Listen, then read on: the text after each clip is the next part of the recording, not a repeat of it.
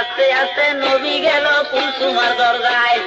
কুলসুমার দরজায় যখন গেলেন মস্ত পায়, আন্দরে তাকিয়া নজর করলো কুলসুমায়। সত্য তালের জুব্বায় একটা গায়ে দিয়া বাবায়, আইলো বুঝি আমার বাবাই আমার দরজায়।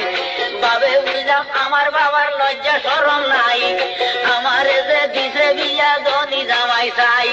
সিরা জামা গায়ে দিয়া আইলো দরজায়, লোকজনে দেখিলে আমার ইজ্জত বাঁচত নাই।